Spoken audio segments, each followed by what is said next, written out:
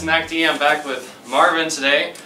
He was in the Air Force for 25 years, and before that he did his 4 years at the Air Force Academy. So thank you for joining me today. Glad you had the time. So let's dive into the warm-up questions. So what is your favorite fast food restaurant? Okay, it's probably got to be either McDonald's or Wendy's. Okay, either one, yeah. Yeah. What's your favorite item if you had to pick?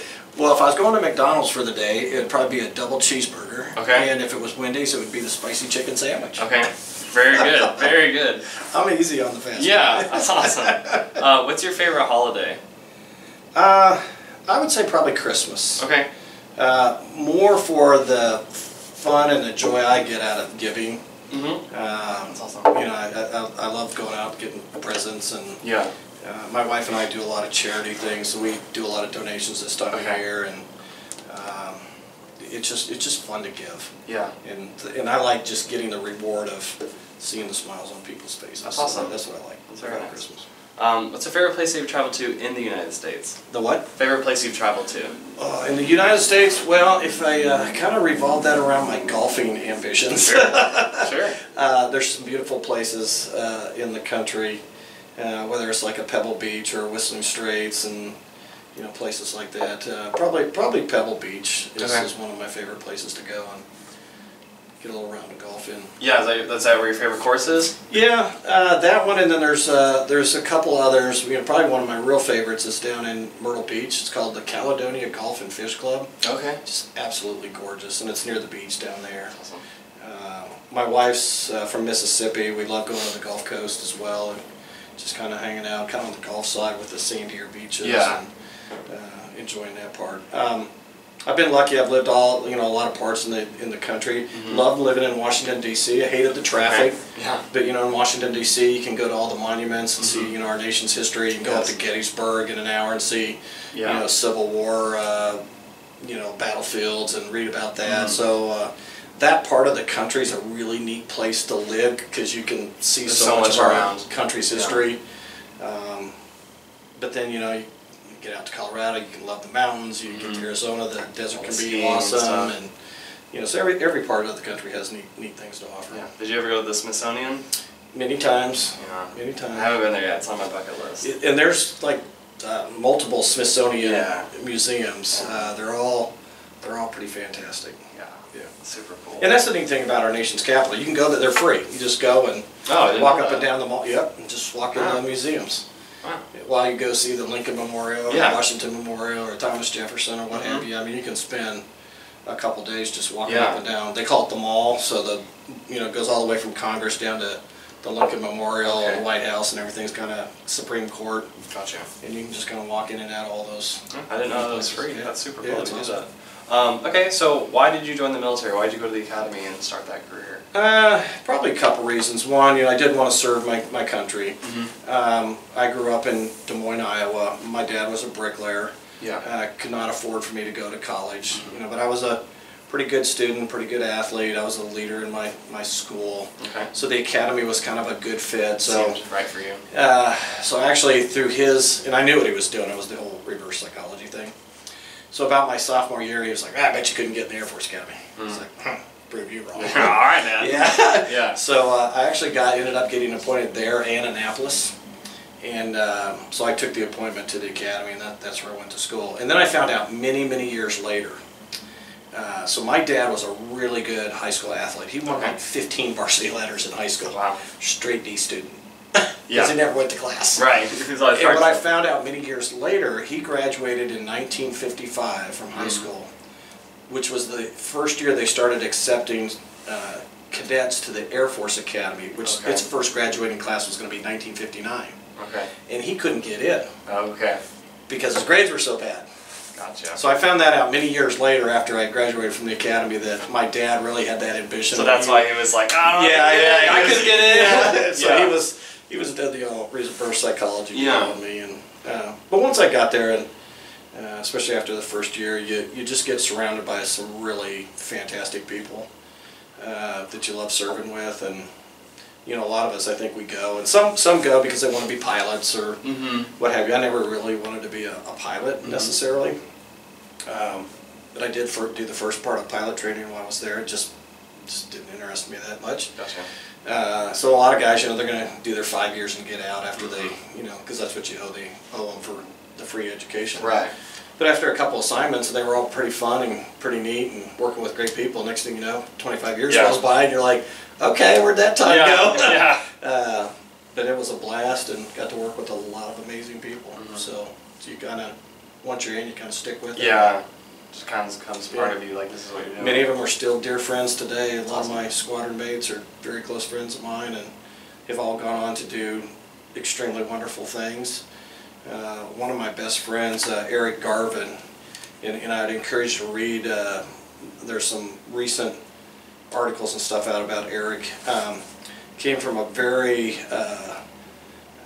tough neighborhood, very tough family upbringing. His dad got mad once when he was little and shot and killed a couple of relatives, and he went to prison. And then when he was about 12, his mom got shot 6 times, and she was an alcoholic, and they lived in a rat-infested apartment, and brothers had to get separated. I mean, that's the life he grew up with as a kid. Yeah. But he knew, he worked hard, so he was a straight-A student, in his high school, got into the academy, ended up getting in the Air Force, did his 30-year career, retired as a colonel. His 2 kids both have master's degrees now. He married his sweetheart from New York, and that man to this day gives back more to charity than anybody I know on this planet. And even while we're at the academy, he would send most of his paycheck home to his mom for his brothers. I mean, he's just one of those giving kind of souls that is just, he's an incredible human being. Yeah. So when you get to know and be around people like that, that's what pays off in life, and it's just, it's not about accumulating wealth. It's really about accumulating friendships and memories and experiences. And once people start figuring that part out, their lives, I think, tend to go much better than, trying to make a buck. That's a good way to look at it. Yeah. Were your parents at home when you went to the academy? Were they in Iowa still? So was that the hardest part about leaving, was leaving family, or what was the hardest part for you? I wanted to get out of Iowa. You wanted to get out. It was easy for you. Yeah.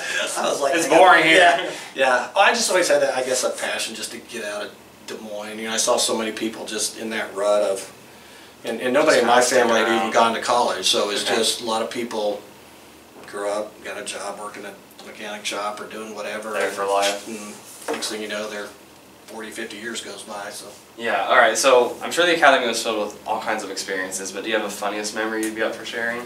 Funniest memory? Oh gosh, there were so many. The cadet life. The cadet life.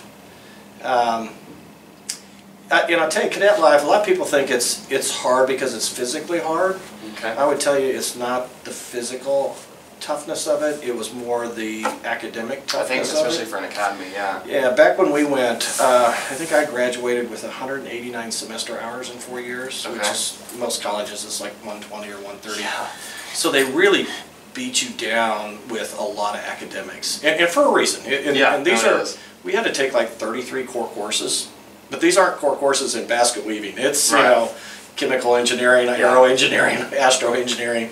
That consumes a lot of your time. Obviously, you're prepping for classes and going to class. I mean, it's not like you go 12 semester hours. I'd average like 25 semester hours. Exactly. So I'm in class all the time, and then after school, you had to go do drill one night, every other night, or go to intramurals every other night. So it was kind of a time management issue more than anything. The physical part, I think if you were halfway decent shape, that wasn't the hard part of it. But the academics, and the other part of it is, everybody that went there was extremely, bright students, and everything was based on a curve. So I could compete with everybody on a curve basis too. So curve's way over here to begin with, and so it was a challenge, and that's what washed out more people than anything was the academics. Yeah, it makes sense because they keep you busy, so that way you don't get in trouble and do all kinds of other stuff. A lot of great times. I was very fortunate. I was in a squadron that got selected as the top squadron in the cadet wing 3 straight years. Oh wow! Which had never happened twice in a row. We did 3 times in a row. So we actually had a lot of good times, a lot of laughs. Probably one of my more interesting deals. During my summer program I did, we had to go out to McGuire Air Force Base in New Jersey. And work with mechanics on airplanes to see what Air Force life was like. And So me and one of my buddies that was there, we decided to do a spirit mission one night. So we climbed the water tower. Okay. And got the big duct tape from the maintenance business we were doing. Yeah. And taped USAF on the water tower way up there. And as we were coming down and jumping back over the fence, the cops caught us and drug us into jail. And it was so funny because the first sergeant for the security forces unit just kept saying, "You were doing what? A spirit mission? What is a spirit mission?" We were trying to explain to him what a spirit mission was for being a cadet in the academy. And gotcha. they finally released us back to our unit we were attached with and let us go. Yeah. It was pretty hilarious. I could tell you 1,000 stories like that. I'm sure. Yeah. Cadet life, man. Yeah. So what did you get your degree in? For those 4 years? I got my degree in civil engineering. Civil engineering. Bachelor of Science in Civil Engineering. Okay. And then what did you graduate as when you got out of the academy, rank-wise? A second lieutenant. A second lieutenant. Yeah. Okay. Yeah. Just we start right after graduation, just like everybody else. Is brand new second lieutenant. Okay. And my first assignment was actually at Carswell Air Force Base down here in Fort Worth, Texas. That was your first assignment? Yeah, and the reason I came down here is, like I said, my dad was a bricklayer. Well, during the winter, he used to have to come to Texas to lay brick because it's too cold in Iowa. And he always talked about Texas, so you finally got to go see Texas. I'm going to go check that Texas thing out. Yeah. And, so I came down here, really loved it, changed my residency to Texas, and like I said, I was going to do 5 years to get out. Yeah. Well, 2 years later, they sent me back to school to get another master's, or to get my first master's degree, and that just led from one thing to another. But that's how I ended up coming to Texas the first time. And then when I retired, I came back to Texas because I really like it. You really enjoy it. This is a fantastic state to live in, and especially this communities around here. Just you can't find anything better. No, it's just great people. Yeah. People show respect around here that you don't find in other parts of this country. That's good. Yeah. That's good. I think we forget about that a lot. Yeah. Yeah. So you said you went to get your first master's. So how many? Was that a 3-year program or 4-year program? It was 18 months. And oh, okay, super quick. So it was called the Air Force Institute of Technology up in Dayton, Ohio. Okay. And so I got a master's degree in engineering management, which is like an engineering MBA, if you want to call it that. So a lot of statistics and finance and stuff like that, but it was an engineering management degree, Masters of Science, so it was kind of a engineering spin to it. Yeah. Okay. So then, after that degree, then did you go back? Where did you go after that first master's degree? After that, so that was my second assignment. From there, I went to Europe for 3 years, and I was a program manager for doing new construction projects all over Europe and Middle East, down into Africa. So at the time, that was kind of where the Reagan build-up years started. Okay. You're way too young for this, but those listening may recall. Part of Reagan's strategy was to kind of outspin the Russians in a sense. And so we had this program where we were really building a lot of new infrastructure to support our forces there in Europe, and that's kind of what brought the Soviet Union down. We just outspent them and got better prepared to the point where they finally said, we can't keep up with this game, and they kind of folded. It was a probably brilliant strategy on his part, but as an engineer, we got to really enjoy it because we were doing all kinds of stuff, designing and building stuff all over the place, and it was a ton of fun. That's super cool. Where was one of the favorite places you got to travel to? Well, I got to travel to quite a few places. Probably my favorite then is I went back to Europe in 1995 as the commander of a civil engineering unit in Aviano, Italy, which was about 40 minutes north of Venice. Okay. So I lived right at the base of the Alps. Yeah. Must be nice. Food was awesome. We had a $600 million construction program going on. Then I got to do all the planning, design, and get about a third of it under construction. A lot of it was funded with NATO dollars, so I constantly had to brief folks from the NATO chain, as well as the U.S. Department of Defense folks. And that's also when we were flying a lot of combat operations into Bosnia and Kosovo. Okay. So we had all the base construction going on, and then we were constantly supporting, when guys would, fly missions into Bosnia and Kosovo. One of the probably sad things that happened while I was there, one of the Marine A6s actually clipped a cable for a ski lift, and a gondola fell and killed 20 people. Wow. They were down flying through the valleys a little too low. Yeah. And the guy almost got court-martialed over it, except for they found out that it wasn't marked on the aerial maps, and so they were down in this valley. It was his last flight before heading home. He was probably down a little too low. Dang. And they hit the cable, broke it, the gondola fell, killed the 20 passengers in the gondola. Oh, wow. He was very lucky it didn't sling him into the side of a mountain. Yeah, it was his plane? Yeah, so he made it back, and then we caught him in the barrier at the base because he couldn't land very well. And so the crew got saved, the aircraft got saved, but the 20 people wow. perished in the crash of the gondola. That's terrible. His last flight, he was just trying to have fun. Yeah, yeah. And he was a good guy. He used to hang out with some of my captains, and he really wasn't kind of a high ego kind of guy. It was his last flight, and they were probably down a little lower than they should have been, and didn't see it. It wasn't on any maps, so they didn't know it was there anyway. But it was unfortunate. Yeah. Okay. Did you have a chance to interact with the natives and the culture in the places where you were? Oh yeah, all the time. Whether it was Germany or Italy, in Italy, as the commander of the unit. All my civilians were Italian nationals, so a lot of interchange with, when I was in Italy. When I was in Germany the first time, we actually lived off base, and so my neighbors were all German. And okay. I remember Mr. Janaszewski lived upstairs. He's probably 70-some years old, didn't speak a lick of English, but he would make his own wine. Oh. And then my wife would make chocolate chip cookies that he loves. He'd come down with the wine, we'd give him the cookies. Okay. He would say something, we would say stuff. And then he'd go back into his apartment. So, but it was a ton of fun. That's kind of stuff cool, you do. Middle East, all the times in the Middle East, we always got opportunities to get off and see people, especially like when I was up in Kyrgyzstan. I would go out with the patrols with the security forces guys, just out in the villages and just see the kids and the families.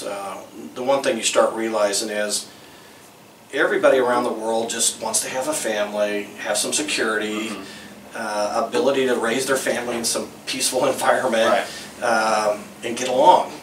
Unfortunately, there's a few thugs around that just don't want it that way. No. So you really feel bad for the kind of average people. Just stuck in the middle of it. They're just caught. They're just trying to live their lives. It's been going on for thousands of years in the Middle East, and it's unfortunate that they haven't figured out that really never accomplishes anything, to constantly keep fighting with each other. Yeah. But the average person just wants to have an existence. And compared to us, folks here have no clue what poverty is. You go to places like that, you start understanding what poverty can really be about. They're just happy to get a crayon book and crayons, or just be able to walk down the street with a soccer ball and not get shot at or get their leg blown off or whatever. To them, that's happiness. Yeah, it doesn't take much. And you kind of wish more people in this country could realize how little it takes to be happy for a lot of people, and be thankful for what you have, because a lot of folks in this world don't have it. Yeah, that's good. So with that, I was going to ask, what was the most bizarre food you had? Any weird delicacy? Probably something I don't know what it was. Middle Eastern food was always different. German food's kind of a little bland. Okay. Italian food's awesome. Yeah, it's different than what you get at Olive Garden, trust me. So they really know how to cook and make good food. But Middle Eastern food's really pretty good too. But it's just served in different ways, and everybody figures out how to make things of flavor. Yeah. And so you could go down to a local bazaar or whatever, and just walk up to some little shop and order a whatever, and they put it on a pita bread with some rice and something, and some kind of yogurt on the top. We called it yogurt. It was some kind of sauce. Okay. And delicious, So sounds great. You always had to be careful what you ate over there, because the water's not purified. Right. So you had to avoid like the vegetables and stuff, especially if they got washed in local water sources, because that would be, really get you. So as long as you're smart and ate things a certain way, you could eat the local delicacies. Yeah. Yeah. Cool. But you had to be a little careful. Yeah, just of what you're getting into. Yeah. So this is an interesting question. Was there an act of courage in someone else that you would want to share? Could have been a first-hand account you saw it, or that you heard about, or something like that. Well, probably one of probably one of the best acts of courage, and I got to see plenty, obviously, with the couple combat tours I've done. For Desert Storm, I was in an F-16 wing, so we built a bear base down in the UAE. So the guys were flying the F-16 munitions out of there. I think, and every day we would go down, and they were all friends of mine. So we would go down and watch them launch every day, and the missions were long missions. They would actually launch out of our base, fully loaded with weapons and bombs and what have you. They would have to go up and hit a tanker, get refueled, fly into Iraq, drop bombs, sometimes come back, hit a tanker, sometimes go up into northern Saudi Arabia and reload with more bombs and weapons and what have you, and fuel, fly in again, come back, hit a tanker, and then come home. And sometimes those were 12-hour days. I mean, it's a tough day on those guys, and obviously 12 hours of pretty high stress kind of activity going on. Probably two great stories, well, one good story, one a sad story. So one time, a guy named Spike Thomas was, actually he was an All-American, academic All-American football player at the Academy, safety. Okay. He and his wingman go in and drop bombs in Baghdad, and coming out, his F-16 is having an issue. And remember, an F-16's got one engine in it. Yeah. So you can hear on the cockpit video, his wingman goes, "Spike, Spike, I think you're on fire." He goes, "Check it out, man." So 10 seconds later, you hear his wingman go, "Spike, Spike, you're on fire. You're going to have to bail out." And he goes, "Bummer, dude." That's all he says. So he ejects out of this F-16, comes down and lands. The bad guys are coming after him because he's seriously just outside of Baghdad. Yeah. His wingman comes down and strafes these guys. A special ops helicopter comes down, a big old Marine jumps down, grabs hold and yanks him up in the helicopter, and they get him out of there. Yeah. So it was a pretty incredible story. But to me, a lot of times courage comes from just not getting rattled under fire, collectiveness. Yeah, just being able to keep your wits. A lot of that comes from the good training and education you get.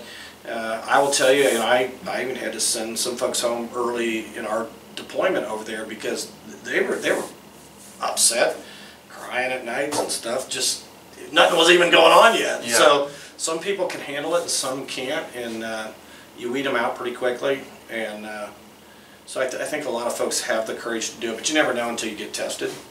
And guys like a Spike Thomas really knew how to. Oh, darn. Yeah, bummer, dude. That sucks. I think I would have said a lot more than bummer myself, but that was pretty cool. Yeah. And then in another case, towards the end of the combat operations, they would go in like a 4-ship, sorties and out and do their missions, come back. And one night they were coming back on their final leg, and 3 of the F-16s landed, and the 4th one didn't. Guy's name was Dale Cormier, great guy, and they just figured he had fallen asleep or whatever and just pitched over and flew his plane right into the ground, not too far from the end of the base.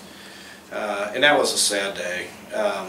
He had a couple daughters, and just another one of the really good guys that we used to hang out and really know well. Probably the most memorable moments in my life was next day. We were all out on the ramp doing a kind of a memorial for Dale, and they did a missing man formation. Yeah. And that's when you start realizing what things like that really are all about. When you've lost one of your friends and you see that one airplane peel off from the other 3, it's pretty powerful. Yeah. So, yeah. Awesome. Thank you for sharing. When you finally got out, how was adjusting to civilian life for you? Not too terribly hard. In the business I was in, because we ran installations and built stuff and what have you, I transitioned into the architect engineering industry, which is kind of what I did. It just didn't have people shooting at you and having to point.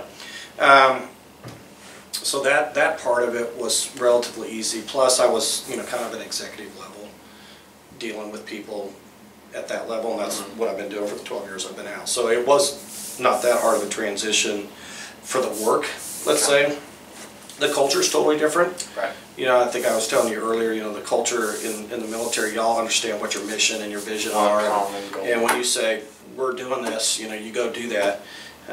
In the private industry, you tend to get a lot more hidden agendas out of people, and even though you think everybody's going a certain direction, some of them aren't. Some will purposely undercut you just because that's what they got a different agenda, or they're trying to make themselves look better. And it's not about so much what the team's mission is. Some people have more of a desire of what's in it for them. And it just drives different cultures and attitudes. So, but once you get used to that, the other thing I'll tell you is, and I think this is important for vets as they transition. I still mentor a lot of guys when they get out. Folks who come from the military that do have strong leadership skills, many times are seen as a threat to people that you go land in an organization that's not used to that strong leadership capability, and you're seen as a threat to people. So you got to be a little careful too that you don't just kind of come in and start rattling the bushes and making changes and whatever. You kind of got to be able to be a little savvy about it, kind of work your way into it, and make subtle changes where you can, and try not to be that I'm in charge. You'll get a lot of pushback if you do. So you got to be careful. So I try to mentor a lot of guys. Just say, hey, you got the skill sets, understand how to adjust a little bit, and that tends to help folks work through that a little better. Yeah, that's great. If you go back and do it all again, would you go back to the academy and do it all over? Oh yeah. Had a great time? Yeah, I'd never do it any different. It was a lot of fun. That's great. What 3 words would you use to describe military life? 3 words, service before self. Okay, great. And that's what it's about. It's knowing how to work on a team.